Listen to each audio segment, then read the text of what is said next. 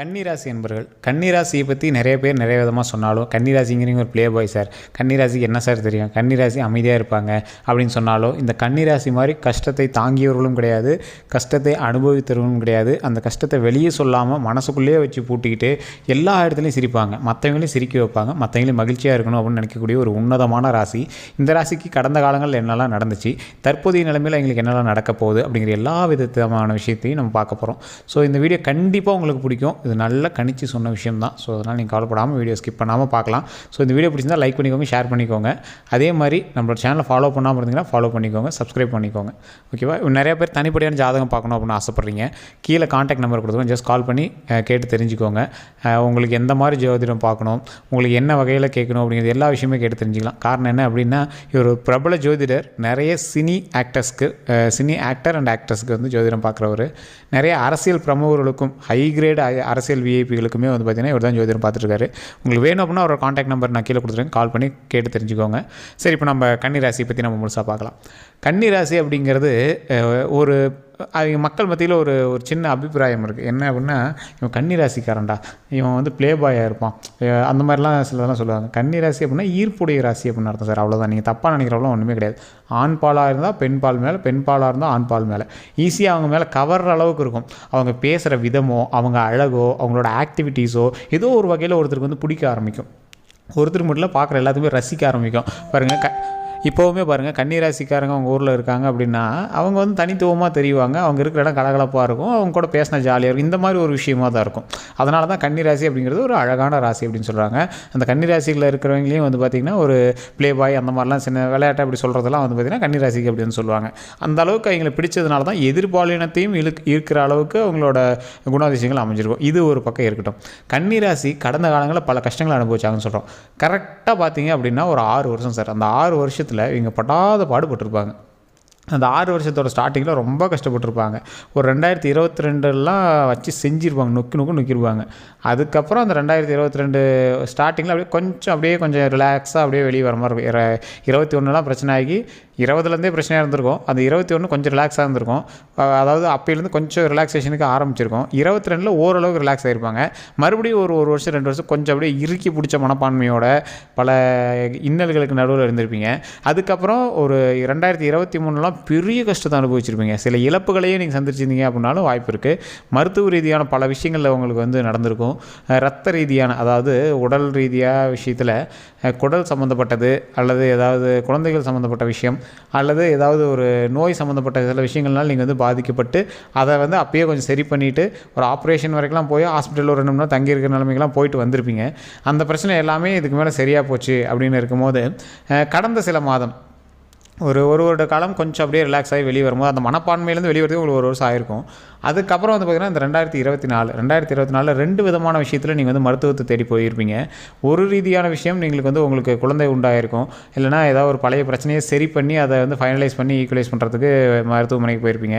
அப்படி இல்லைனா இன்னொரு விஷயம், ஏதாவது உங்களுக்கு வந்து திடீர் உங்களுக்கு உடல் உபாதைகள் ஏற்பட்டுருக்கிறதுக்கான வாய்ப்புகள் இருக்குது. அதன் மூலமாக ஒரு 2 மாதங்களுக்கு முன்னாடியெல்லாம் நீங்கள் நல்லாவே ஹாஸ்பிட்டல் போயிட்டு ஆப்ரேட் பண்ணிவிட்டு ஒரு 2-3 நாள் ஹாஸ்பிட்டல்லே இருக்கிற மாதிரி காலகட்டங்கள்லாம் உங்களுக்கு வந்து நடந்திருக்கும்.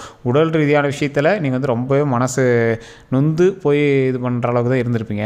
அது மட்டும் இல்லாமல் கடந்த இந்த 6 வருஷத்தில் ஸ்டார்டிங்கில் பாதி நாள் மனக்கசப்பு அப்படின்னா மீதி பாதி நாள் உடல் கசப்பாக இருக்கும். உடல் ரீதியான விஷயங்களில் நீங்கள் பாதிக்கப்பட்டிருந்தாலும் அந்த உடல் ரீதியான விஷயங்கள் உங்களோட மனசில் போய் குத்தி அதே ஒரு மனசை ஒரு நிலை இல்லாமல் ஒரு ஹாப்பினஸ்ஸே இருந்தாலும் அந்த இடத்துல ஒரு ஃபுல் சாட்டிஸ்ஃபேக்ஷன் இல்லாமல் இருந்திருக்கும்.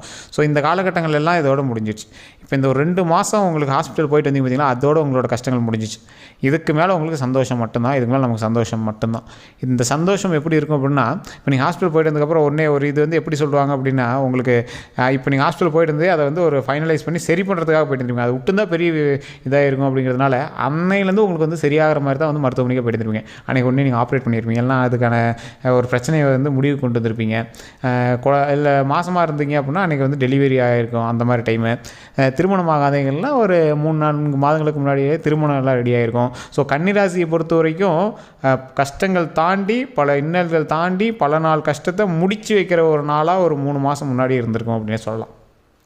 சிலருக்கு இன்னுமே கொஞ்சம் ஒரு மாதிரி இருக்கலாம். ஆனால் இதுக்கு மேலே நீங்கள் கவலையப்படாதீங்க சார். இதுக்கு மேலே கன்னிராசி சூப்பராக இருக்குது.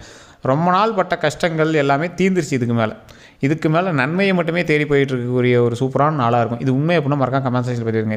இப்போ நான் சொன்ன விஷயங்கள் எல்லாம் உண்மை அப்படின்னா. இதில் சிலருக்கு குடும்பத்தின் ரீதியாக சில இன்னல்கள் இன்னமே இருந்துட்டு தான் இருக்கும். எப்படின்னா பெரிய கஷ்டமாக தெரியாது, ஆனால் அது ஒரு வெளியே சொல்ல முடியாத மாதிரி ஒரு மைல்டான ஒரு இதாக போயிட்டுருக்கும். ஒரு எக்ஸாம்பிளுக்கு நீங்கள் வந்து மருமகளாக இருக்கீங்க இல்லை மருமகனாக இருக்கீங்க அப்படின்னா ஃபேமிலியில் அவங்க பண்ணுறது கொஞ்சம் சகிச்சிக்க முடியாத மாதிரி இருக்கும். என்னடா பண்ணுறது அப்படின்னு இறுக்கி பிடிச்சிட்டு இருக்கிற மாதிரி சில விஷயங்கள்லாம் உங்களுக்கு வந்து நடந்திருக்கும். அது மட்டும் இல்லாமல் நிறையா விஷயங்கள்னால யாரா இவங்கெல்லாம் தாக்கு பிடிக்கிறது அப்படிங்கிற மாதிரி விஷயங்கள்லாம் நடந்திருக்கும். நீங்கள் ஒரு இடத்துல வேலை பார்க்குறீங்கன்னா இந்த இடத்துல எப்படா வேலை பார்க்குறது, அதாவது பல்ல கடிச்சிட்டு இருக்குதுன்னு சொல்கிறாங்க, அந்த மாதிரி விஷயங்கள் தான் இப்போ உங்களுக்கு சமீபத்தில் போயிட்டு இருக்கிற மாதிரி இருக்கும். இன்னொன்று என்னென்னா போதிய வருமான நிலையை வந்து உங்களுக்கு கொண்டு வரதுக்கு ஒரு மாதிரி இருக்கும். இப்போ கன்னிராசிக்காரங்களாம் பெருசாக வருமானத்தை மைண்ட்லேயே வச்சுக்க மாட்டாங்க. வந்தால் சாப்பிட்லாம், வந்தால் திங்கலாம், தூக்கம் வந்தால் தூங்கி எந்திரிக்கலாம், இது மாதிரி தான் உங்களுக்கு வந்து இருந்திருக்கும். இருந்தாலுமே மைண்ட் அளவில் செலவுக்குன்னு ஒரு காசுக்குன்னு நம்ம செலவும் போது என்னடா அது காசு கைக்கு வந்தால் செலவாகிட்டே இருக்குது, காசு கையில் இருந்தாலும் அது எதுக்கு செலவு பண்ணுறதுன்னு தெரியாமல் அப்படியே வச்சுட்டு இருக்கிறோம். அதாவது இதெல்லாம் இப்போ நான் சொல்கிற விஷயத்தெல்லாம் ஒருத்தர் எடுத்துக்கவே மாட்டாங்க. எப்போ சார் நான் காசு கையில் வந்து சும்மா உட்காந்துட்டு இருந்தேன், காசு இருந்தால் பரவாயில்ல, கடன் எவ்வளோ இருக்குது அப்படின்லாம் நீங்கள் நினச்சிட்டு இருப்பீங்க. இருந்தாலுமே உங்கள் கையில் இப்போ நீங்கள் 1 லட்ச ரூபா கொடுத்தா என்ன பண்ணுவீங்கன்னு கேட்டால் ஃபேமிலிக்கு பண்ணு தான் யோசிப்பீங்க. அந்த மாதிரி ஒரு ஆட்களாக தான் நீங்கள் வந்து எப்பயுமே இருப்பீங்க. அதனால தான் இந்த கன்னிராசிக்காரர்கள் எல்லாருக்கும் பிடிக்கும் அப்படின்னு சொல்கிறது. அது மட்டும் இல்லாமல் கடந்த சில காலங்களாக டாக்குமெண்ட் ரீதியான விஷயங்கள், சொத்து ரீதியான விஷயங்கள், நில ரீதியான விஷயங்கள், உடல் ரீதியான விஷயங்கள், இது எல்லாத்துக்குமே தீர்வு கிடைக்குமா கிடைக்காதா, சரியாகாதா இப்படியே இருந்துட்டு வந்திருப்பீங்க. இந்த ஒரு 2 மாதமாக உங்களுக்கு வந்து ஓரளவுக்கு கொஞ்சம் தெளிவு கிடச்சிருக்கும். இந்த இடத்துல தான் நம்ம இதாகிருக்கோம், இந்த இடத்துல தான் நம்ம சரி பண்ணணும் அப்படிங்கிற மாதிரி தெரிஞ்சிருக்கோம். சிலருக்கு உடல் ரீதியான விஷயங்கள்லேருந்து கிளாரிஃபை ஆகி வெளியே வந்தோடனே அதுக்கு செலவு பண்ண பணத்தை எப்படா கடன் கட்ட போகிறோம் அப்படிங்கிற சின்ன சின்ன மனக்கவலைகள் உங்களுக்கு வந்து இருந்துகிட்ருக்கும். அதே மாதிரி சில இழப்புகள்லாம் நீங்கள் வந்து சந்திச்சிருப்பீங்க. சமீபத்திலேயோ இல்லை ஒரு வருடங்களுக்கு முன்னாடியே சில இழப்புகள்லாம் சந்திச்சிருப்பீங்க. அந்த இழப்புகள்லேருந்து இப்போ தான் கொஞ்சம் ரிலாக்ஸ் ஆகி வெளியே வந்துட்டுருப்பீங்க. இருந்தாலுமே ஊர் மக்கள் மத்தியில் உங்களோட பேச்சுவார்த்தை வந்து இன்னும் கொஞ்சம் இணைஞ்சி வந்திருக்காது. இப்போ ஒரு மாதம் 2 மாதமாக தான் நீங்கள் வந்து மக்களோடு இணையறதுக்கான வாய்ப்புகளே உங்களுக்கு வந்து கிடச்சிருக்கும். அதுக்கு முன்னாடி வரைக்கும் நீங்கள் வந்து அவங்க கண்ணில் படாமல் இருக்கலாம்டாப்பா, இவனுக்கு காதில் விழுவாமல் இருக்கலாம்ப்பா, அவனுக்கு காதுக்கு நம்ம நியூஸே போகக்கூடாதுடாப்பா அப்படிங்கிற மாதிரி தான் நீங்கள் இருந்திருப்பீங்க. இதுக்கு மேலே வந்து உங்களை வந்து அவன் பேசுகிறதுக்கு வாய்ப்பே இல்லை. உங்களை வந்து பெருமையாக பேசுகிறது தான். இப்போ நம்மளை வந்து பார்த்து நம்ம பெருமையாக தான் இனிமேல் பேசுவாங்க, எந்த பிரச்சனையும் கிடையாது, சூப்பராக நாளுங்கப்பா அப்படின்னு பேசுகிற அளவுக்கு தான் வாய்ப்புகள் இருக்கே தவிர இதுக்கு மேலே உங்களுக்கு வந்து எந்த ஒரு கஷ்டம் கிடையாது. இதுக்கு மேலே நம்ம கஷ்டமே கிடையாது. இன்னொன்று என்ன அப்படின்னு பார்த்தீங்கன்னா, பண ரீதியான விஷயங்கள் இனி நீங்கள் செய்வதற்கு நான் சொல்கிறேன். பண ரீதியான விஷயங்களில் இப்போ நீங்கள் கடன் வாங்கியிருப்பீங்க, கடன் கட்டிட்டீங்க, எல்லாம் ஓகே தான். ஒரு சிலருக்கு வந்து பார்த்திங்கன்னா வருமானம் வரக்கூடிய டைமாகவும் இருக்குது. அதை எடுத்து யாராவது சொல்கிறாங்க இதில் இன்வெஸ்ட் பண்ணி பெரிய லாபம் எடுக்கலாம் அப்படின்னு சொல்கிறாங்கன்னா கொஞ்சம் பார்த்து பண்ணுறது ரொம்ப நல்லது. இதில் பணம் போட்டு நிறையா எடுக்கலாம், நீங்கள் லேண்டு வாங்கி போடுங்க, 2 பேர் சேர்ந்து பண்ணலாம், பார்ட்னர்ஷிப்பில் பண்ணலாம் அப்படிங்கிறதெல்லாம் கொஞ்சம் ரொம்ப யோசித்து பண்ண வேண்டிய விஷயம். கன்னிராசியை பொறுத்த வரைக்கும் பார்ட்னர்ஷிப்புங்கிறது ஓரளவுக்கு தான் செட் ஆகுமே தவிர பெரிய லெவலில் செட் ஆகாது. நீங்கள் பார்ட்னர்ஷிப்பே போட்டாலும் நீங்கள் நடுவில் கட் பண்ணிட்டு இது பண்ணலாம் அதை பண்ணலாம் அப்படிங்கிற மாதிரி தான் யோசிப்பீங்க. ஸோ அதே மாதிரி கட் ஆகாது, பெரிய பிரச்சனைலாம் வந்து கட் ஆகாது. இருந்தாலும் 2 பேர் சேர்ந்து பணம் போட்டு தொழில் பண்ணுறது கொஞ்சம் பார்த்து பண்ண வேண்டியதாக இருக்கும். இல்லை நீங்கள் தனிப்படியாக பண்ணலாம் அப்படின்னு இருப்பீங்க. ஆனால் அந்த ஃப்ரெண்ட்ஷிப்லாம் அப்படியே தான் இருக்கும். 2 பார்ட்னர் சேர்ந்து பண்ணுறீங்கன்னா அந்த ஃப்ரெண்ட்ஷிப்பு அந்த ரிலேஷன்லாம் அப்படியே தான் இருக்கும். ஆனால் பணம் போட்டு பண்ணக்கூடிய ஒரு விஷயத்தை வந்து அந்த இடத்துல வந்து உங்களுக்கு மன ரீதியாக அவங்க வந்து உங்களுக்கு செட் ஆகுமா அப்படின்னு யோசிச்சுப்பீங்க. ஆனால் உங்களோட பண்ணுறதுல வந்து எந்த ஒரு பெரிய பிரச்சனையும் வந்திருக்காது. பட் இனி வரக்கூடிய காலங்களில் நான் சொல்கிறேன். அதே மாதிரி குழந்தைகளோட கல்விக்கோ இல்லை உடல் ரீதியான விஷயங்களுக்கோ ஜோதிடத்தை நம்பாதீங்க. கொஞ்சம் லைட்டாக உங்களுக்கு உடலில் ஏதாவது ஒரு மாதிரி இருந்தாலும் டாக்டர் பார்த்துடணும். குழந்தைங்களோட கல்விக்கு 18 வயசுக்குள்ள இருக்கிறவங்களோட கல்விக்கெல்லாம் நீங்கள் வந்து ஜோதிடத்தை பார்க்கவே தேவை. அவங்களுக்கு பிடிச்ச மாதிரி படிக்கணும், அதுக்கு தகுந்தாற் போல் அவங்களுக்கான வாழ்க்கை அமைங்க. வாழ்க்கை அமையுது அப்படின்னா அது ஆட்டோமேட்டிக்காக ஜாதகம் வந்து அதுக்கு தகுந்தாற் போல் தான் அமையும். ஸோ இப்போ சொல்லக்கூடிய ஒரு விஷயத்தை வந்து நல்லா நோட் பண்ணிக்கோங்க. அம்மன் தெய்வத்தை நீங்கள் வணங்குனீங்க அப்படின்னா உங்களுக்கு ரொம்ப நல்லது. காகத்துக்கு சாப்பாடு வைங்க. சார் அது சனி பயிற்சிக்கிறீங்க தான் வைக்கணும், அப்போல்லாம் எதுவுமே கிடையாது. விலங்குகளுக்கோ காகத்துக்கோ மாட்டுக்கோ சாப்பாடு எப்போ வேணாலும் வைக்கலாம். அது ரொம்பவே நல்லது. முன்னோர்களுக்கு செய்யக்கூடிய ஒரு மிகப்பெரிய விஷயமானது. குலதெய்வ வழிபாடு கண்டிப்பாக பாருங்கள். அம்மன் தெய்வமாக இருந்தது அப்படின்னா, ஒரு எக்ஸாம்பிளுக்கு இப்போ நீங்கள் துர்க்கை அம்மனை வந்து வழிபடுறீங்க அப்படின்னா, ஆக்சுவலாக துர்க்கை அம்மன் தான் கன்னிராசி பெஸ்ட்டு. நீங்கள் உங்களோட குலதெய்வம் தெரியல, குலதெய்வத்தை நீங்கள் வணங்குறீங்க அப்படின்னாலும் கண்டிப்பாக துர்க்கை அம்மனை வந்து வணங்குங்க. பெண் தெய்வமான எந்த தெய்வத்தை வணங்கினாலும் உங்களுக்கு நல்லது தான். துர்க்கை அம்மன் வணங்குனீங்க அப்படின்னா இன்னுமே ஹைலைட்டு. ஸோ துர்க்கை அம்மன் வணங்கும்போது ஓம் துர்க்கை அம்மனே போற்றி, ஓம் துர்க்கை அம்மனே போற்றி, ஓம் துர்க்கை அம்மனே போற்றி அப்படின்னு மறக்காம கமெண்ட் செக்ஷனில் பதிவிட்டுட்டு கண்டிப்பாக தினம் ஒரு 3 டைம் எந்த இடத்துல இருந்தாலும் சரி, நீங்கள் நான்வெஜ் சாப்பிட்டாலும் சரி, எது இருந்தாலும் சரி, மனசுக்குள்ளே அந்த சாமியை நினச்சி 3 டைம் ஓம் துர்க்கை அம்மனே போற்றி, ஓம் துர்க்கை அம்மனே போற்றி, ஓம் துர்க்கை அம்மனே போற்றி அப்படின்னு மறக்காமல் ட்ரை பண்ணி பாருங்கள். இது மிகப்பெரிய ஒரு ப்ராப்ளத்தை வந்து சால்வ் பண்ணக்கூடிய ஒரு விஷயமா இருக்கும். அதே மாதிரி இனி சில தொழில்கள் வந்து நீங்கள் தொடங்குவீங்க. அந்த தொழில்கள் மூலமாக நிறைய லாபமும் எடுக்கிறதுக்கான வாய்ப்புகள் நிறையாவே இருக்குது. அதே மாதிரி சில வாகனங்கள் வாங்குறதுக்கான வாய்ப்புகளும் இப்போ அமைஞ்சிட்டு இருக்கு. நிறைய பேர் இந்த கவர்மெண்ட் வேலை கிடைக்குமா அதை வந்து கால்குலேட்டே பண்ண முடியாது சார். கவர்மெண்ட்டிருந்து நீங்கள் பணம் வாங்குற எந்த ஒரு விஷயமே வந்து கவர்மெண்ட்டுடைய நிதி வாங்குறது அந்த மாதிரி அடிப்படையில் தான் வரும். அதுதான் கட்டத்தில் சொல்லுவோம்.